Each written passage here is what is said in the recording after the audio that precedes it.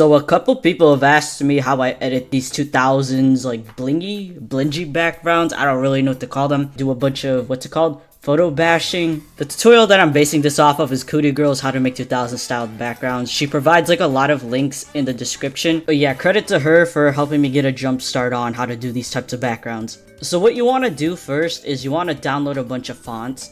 Oh wait, there's a whole category for shapes. I will link that below. This will make it easier for you to copy paste what you need, instead of manually downloading each image and just basically pasting textures over it and whatnot. Cootie Girl also provides these links in the description, which is Booth. You probably need a Pixiv account to download these, but a Pixiv account is free to make. You can just make a throwaway one and then download it for free. There may be other textures that you can look through the Booth for free that you can download from other shops or whatnot, but these are the three that she provided that I downloaded. Next up, what you want to do is, it's very important that you use a reference. If looking up blingy background doesn't suffice, you can look up something like blingy anime girl and then take these for reference. I really like the style of this one, so I'm gonna do like a solid square and then these decorations around. And you're wondering how to install more textures for the backgrounds and whatnot, I'll help you out here. So what you want to do is download GIMP. Alright, once you have downloaded GIMP, what you want to do is open up GIMP. This method is a bit complicated, so what we're going to do is you're going to go into your SAI folder. I'm going to go to paper texture, but if you want to worry about the other ones, I'll get to those later. Spoiler alert, I actually don't get into the other files, but just follow the same directions. Just pay attention to how in the blot map files, brush textures are for line art and coloring. Paper textures is for patterns and textures overlaying the art or backgrounds. Scatter is for copy pasting hearts, stars, sparkles, mainly used for quickly pasting symbols. Okay, so what you want to do is you want to take your texture, pull it into here. I find Paint Tool SAI way easier for this sort of thing. You can try to do it in GIMP or Photoshop, but I'm going to do the resizing in Paint Tool SAI. So you want it to be 256 by 256. Oops. You want to click on this, fix width and height ratio, 256 by 256. If you want to do 512 by 512, that's okay too. It just has to be by twos. And then you resize it. If it's a bit wide, you can stretch it out and then you save it. But then you go back into GIMP and then you open up your image. What you want to do is you go to image mode and grayscale, and that's really it. You can just save the image as is. What you want to do after you do that is you want to do export as. Do not do save as, do export as. You go in here and you save as a BMP and then you replace. And then when you go into another file, your paper texture should work. It's listed here as stars 1. What you do is you pick a color, and it may not be too seamless. I'm not sure how to do seamless patterns, but you zoom in, yeah, you got a bunch of stars. If I ever learn how to do seamless patterns, I might go back and fix this texture, but that's like the quick way of how to install textures into Paint Tool SAI. You can adjust the intensity and the scale. Okay, so I pasted my image in here, my reference image. I think the big thing with making these is just finding a lot of inspiration and just making it into your own thing and being very experimental too. So I have my scatter brush, and honestly I don't even know how I remember all these titles. I just know this one is the heart for sure because it's just one letter, and I'm gonna put in one heart. I'm gonna scale the heart to my liking. I think that's pretty good. I used the deform and the freeform a lot for resizing if you're curious. It's got a bit of a blurred edge to it, so I'm gonna go ahead and blur it out some more.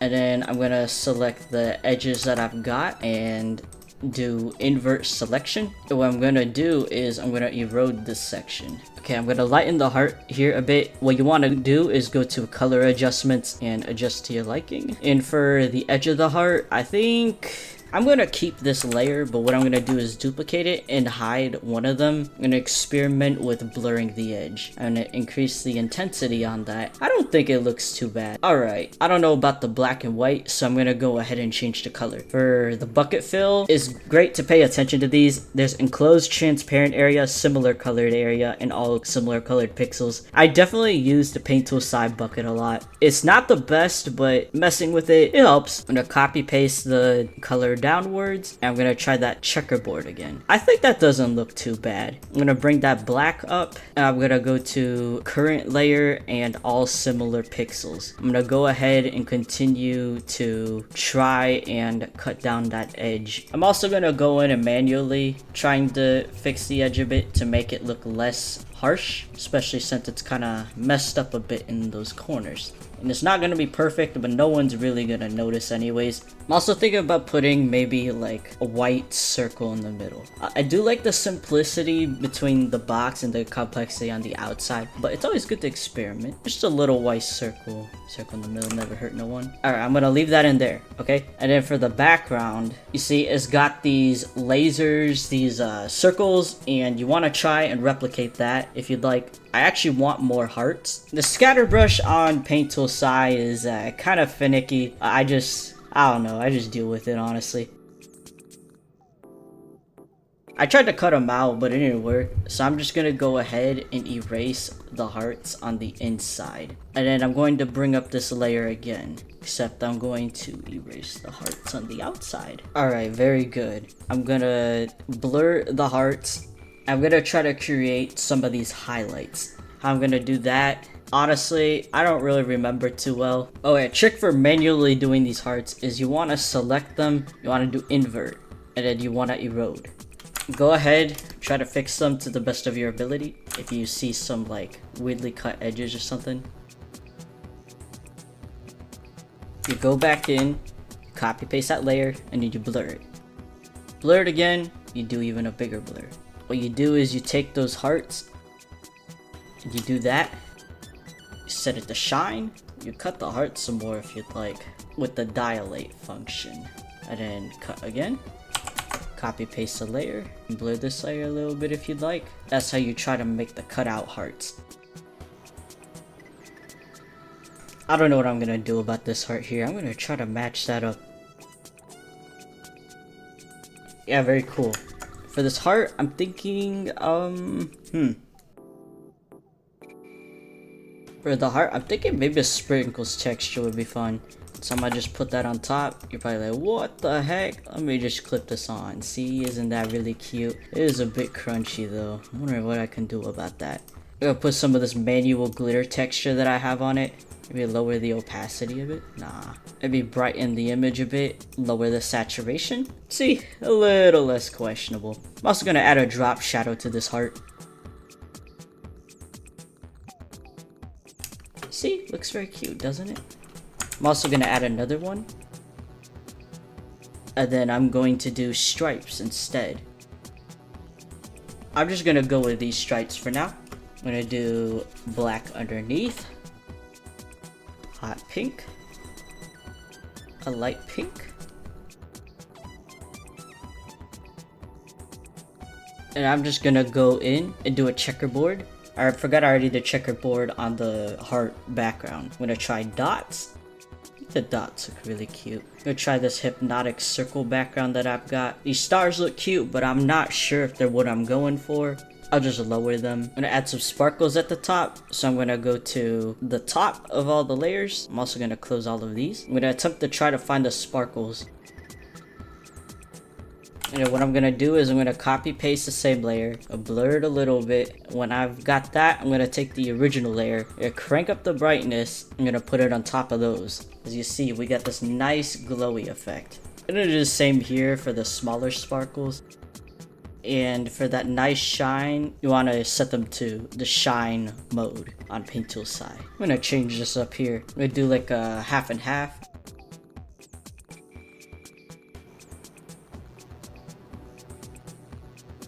A lot of this background editing is also just messing with the brightness and the contrast too, so keep that in mind. It's good to experiment with colors.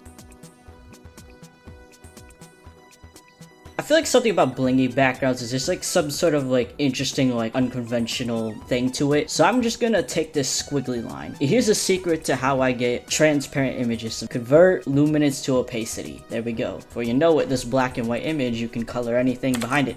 You take this and you can paste it behind things. I do kind of want this heart to show up, so I'm gonna erase some of that squiggly line.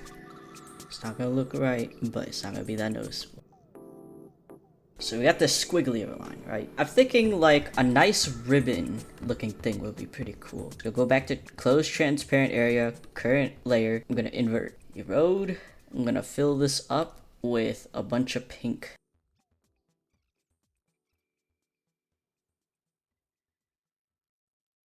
And it still feels like to me that I could add some more. If you feel like it's lacking something, you're gonna try to find things to fill in. You know, I'm gonna try a lace. Here's how I would do it. First, you do a black line across, another line on top of it. Maybe not entirely black. And then go find your lace textures and apply that. I also added a blur of this line when it was a double blur, and I'm gonna add it underneath the line. As you can see, probably gonna darken this line, see how that looks. And also I decided to hide this lace thing behind the heart. Maybe I could add some more. Let me see what else I could add. I think maybe some cow emojis might be good. I think that's what they're called. Copy paste emojis. I don't know. How I personally do it is, again, I go in, trim by canvas, vert luminance to opacity, and I have something that I could copy paste. Ooh. Although it probably depends on what layer you put it on. Oh, that's so tiny. That's okay. And yeah, I currently don't know what else to add. Never mind, can I lie? And yeah, I currently don't know what else to add. I guess my advice is just a lot of experimenting, trying things that you wouldn't normally would in a background, unconventional methods, or even some things that look good to you. I tried to follow the cutesy pink vibe of this character. Hopefully this advice helps some of you. My advice is, number 1, get a reference. Number 2, look up black and white images, convert them to transparent images. Number 3, download some textures. Number 4, download some fonts and just do a bunch of photo bashing. Hopefully this helps, and if it doesn't, I'm very sorry. I hope you learn how to edit these types of backgrounds somehow though. Yeah, hopefully it's the same people will be asking you, how did you do it? How did you do it? Where'd you steal your backgrounds from? Yeah, have fun.